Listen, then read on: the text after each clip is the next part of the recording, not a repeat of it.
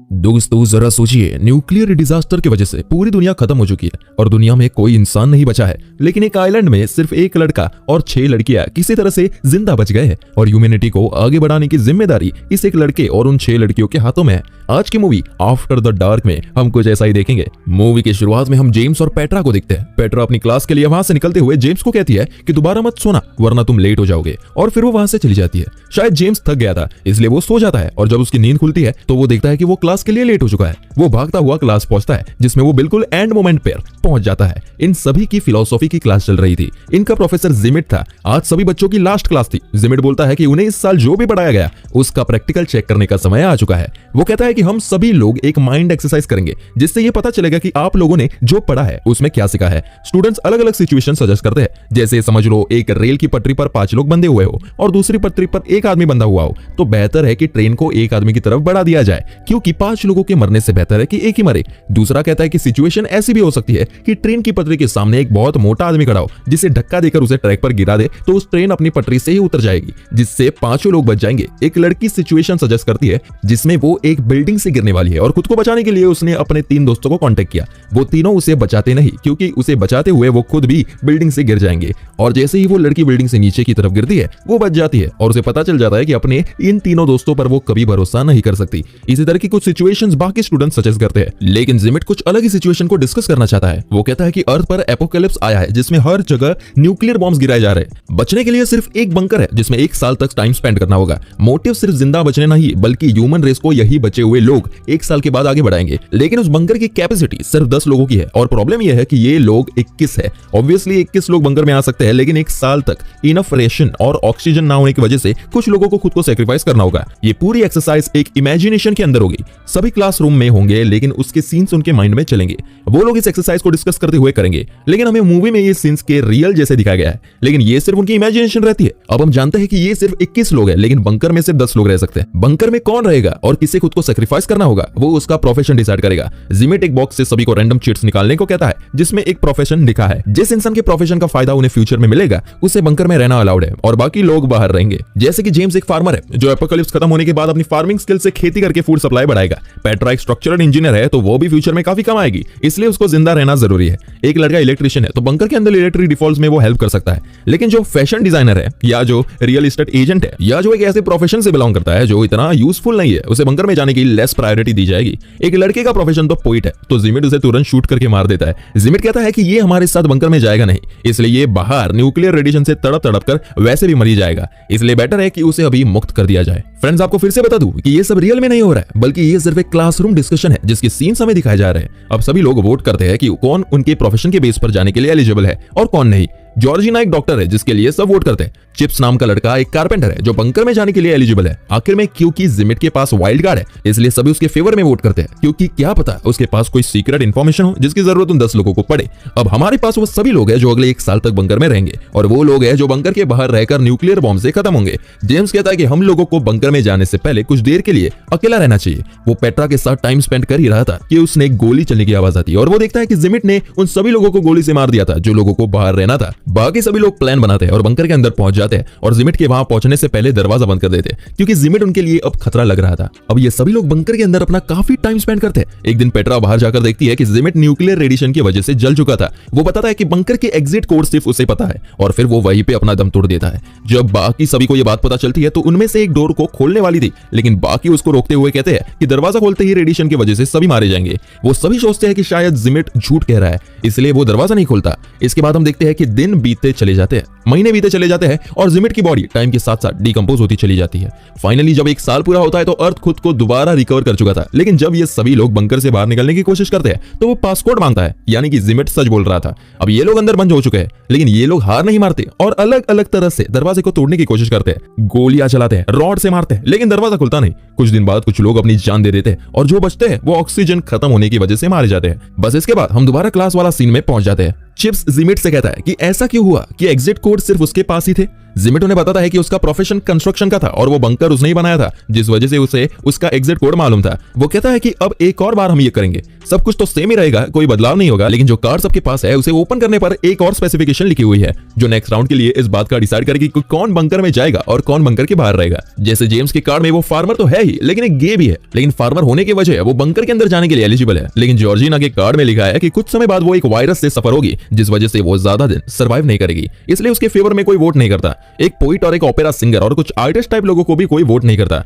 इसी तरह कुछ लोग जो पिछली बार बंकर के अंदर थे वो अब बाहर रहेंगे। अब हम दोबारा से सिचुएशन के अंदर थे जहां जिमिट दोबारा चालाकी से बंकर से गन लेकर अपने पास रख लेता है और दोबारा पोइट को शूट कर देता है। वो लोग दो ग्रुप में डिवाइड हो जाते हैं, एक तरफ वो लोग जो बंकर के अंदर जाएंगे और दूसरी तरफ वो लोग जो बंकर के बाहर ही रहेंगे। जॉर्जिना जिमिट से कार की चाबी मांगती है और बाकी लोगों के साथ वहां से भागने की कोशिश करती है, लेकिन वो सब लोग न्यूक्लियर धमाके से मारे जाते हैं। जिमिट और बाकी सब बंकर के अंदर आ चुके थे। पेट्रा रात को देखती है कि जेम्स अपने बेड में नहीं है। जब वो उसे ढूंढते हुए जाती है तो वो देखती है कि जेम्स जैक नाम के लड़के के साथ इंटीमेट हो रहा था क्योंकि वो गे था। पेट्रा ये बात सभी लोगों को बताती है। जिमिट कहता है कि उन सभी लोगों को अब अपने पार्टनर्स चूज करने चाहिए जिससे वो लोग बच्चे पैदा कर सके। ह्यूमन स्पीसीज इससे ही आगे बढ़ेगी। सभी लोग इस पर एग्री होते हैं। सभी लड़कियां अपने पार्टनर्स चूज करते हैं, लेकिन पेट्रा अकेले रह जाती है तो उसे जिमिट को पार्टनर बनाने के लिए कहा जाता है। पेट्रा भी मान जाती है और जिमिट के साथ जाती है। जेम्स शॉक हो जाता है और उसे रोकने की कोशिश करता है, मगर खुद वो भी किसी और के साथ इंटीमेट हुआ था। ऐसे ही कई दिन बीत जाते हैं जब सभी अपने पार्टनर्स के साथ इंटीमेट होते हैं, लेकिन अब तक कोई प्रेग्नेंट नहीं हुआ। इसलिए जिमिट एक ऐसा पॉइंट रखता है जिससे सब हैरान और परेशान हो जाते हैं। वो कहता है कि अब हर लड़की हर लड़के के साथ इंटीमेट होगी ताकि कोई ना कोई प्रेग्नेंट हो जाए। वो कहता है कि ह्यूमन स्पीसीज को बचाना ही हमारी प्रायोरिटी है। इस बात से सब परेशान थे क्योंकि उन्हें अपने पार्टनर से लगाव था और वो नहीं चाहते कि उनका पार्टनर किसी और के साथ इंटीमेट हो।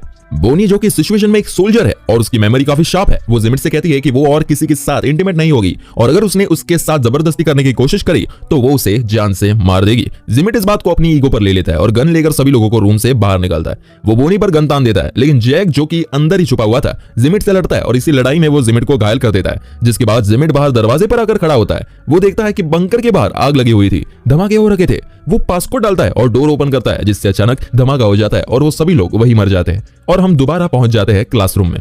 सभी लोग थक चुके थे क्योंकि वो लोग इस एक्सरसाइज को सक्सेसफुल नहीं कर पा रहे थे।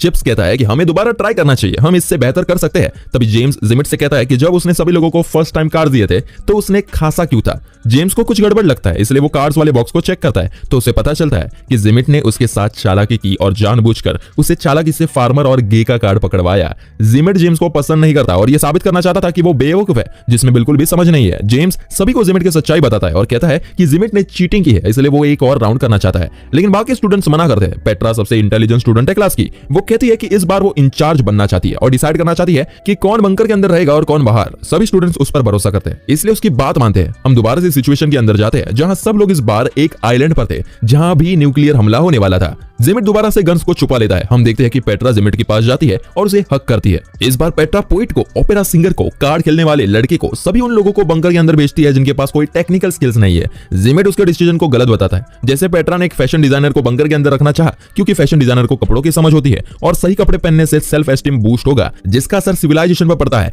उसने इस तरह के 10 लोगों का ग्रुप बनाया जिसमें जेम्स भी था, लेकिन जिमिट नहीं था। पेट्रा ने खुद को भी बंकर से बाहर रखा। जिमिट बंकर के अंदर जाना चाहता है, इसलिए वो भड़क कर अपनी गन निकालने वाला था, लेकिन उसकी गन पेट्रा ने उसे हक करते हुए चोरी कर ली थी। वो पेट्रा से गन लेकर जेम्स को शूट करने वाला था कि जेम्स उस पर और बड़ी गन तान देता है और उसे जाने के लिए कहता है। जिमिट कहता है कि उन लोगों को पासपोर्ट की जरूरत तो पड़ेगी जो सिर्फ मुझे पता है, लेकिन बोनी कहती है कि उसे पासपोर्ट पता है क्योंकि पिछली बार जब जिमिट ने बाहर निकालने के लिए पासपोर्ट डाला था तब बोनी ने उसे देख लिया था और शार्प मेमोरी की वजह से उसे याद भी था। ये सुनकर जिमिट वहां से चला जाता है। इसके बाद जेम्स पेट्रा को बंकर के अंदर आने कहता है, लेकिन पेट्रा नहीं मानती और कहती है कि यहाँ से थोड़ी दूर एक आइलैंड है, हम लोग बोट से वहां चले जाएंगे। लेकिन चिप्स पेट्रा को बोट की चाबी देने के बहाने अपने पास बुलाता है और उसे बंकर के अंदर भेजकर खुद को बाहर सेक्रीफाइस करता है। इधर ये सभी लोग बोट से निकल पड़ते हैं। पेट्रा और बाकी सब लोग इस बार अंदर काफी बढ़िया टाइम स्पेंड करते हैं क्योंकि इस बार वहां सब लोग आर्टिस्ट थे। वो लोग प्लेस पढ़ते हैं, पोइट अपनी पोइट्री सुनाता है, वो सब लोग काफी खुश थे और इसी तरह दिन बीत जाते हैं और 1 साल पूरा हो चुका था। लेकिन जब वो बाहर आते हैं तो देखते हैं कि सब कुछ वैसा ही था। बॉम्ब उनके आइलैंड पर गिरा ही नहीं। जिमिट कहता है कि वो सभी लोग इसके बाद भी जल्दी मारे जाएंगे क्योंकि उन लोगों के पास कोई ऐसे टेक्निकल स्किल्स है ही नहीं जिससे वो वहां से निकलने के लिए कुछ बना पाए और ना ही वो इस आइलैंड पर ज्यादा दिन सर्वाइव कर पाएंगे।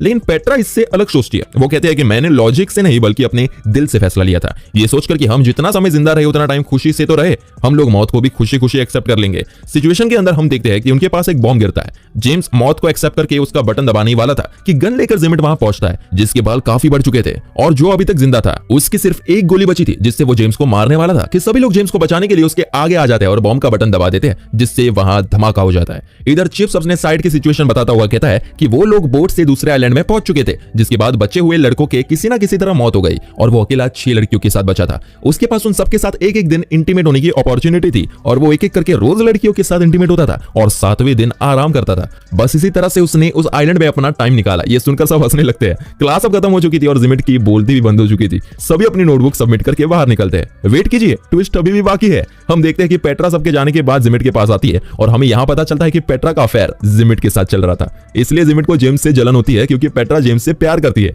पेट्रा उसे लास्ट टाइम किस करती है और वहां से चली जाती है। हम देखते हैं कि जिमिट अपने रूम में आता है जहां एक गन रखी हुई थी। हमें एक गोली चलने की आवाज सुनाई देती है। असल में ये भी जिमिट की एक इमेजिन की हुई एक सिचुएशन थी और इसी तरह की कुछ सिचुएशंस वो देखता है, जिसके बाद ये माइंड बेंडिंग मूवी यही खत्म होती है। कमेंट करके बताइए आपको ये मूवी कैसी लगी और इस तरह की बेहतरीन एक्सप्लेनेशन देखने के लिए हमारे चैनल को सब्सक्राइब जरूर करें।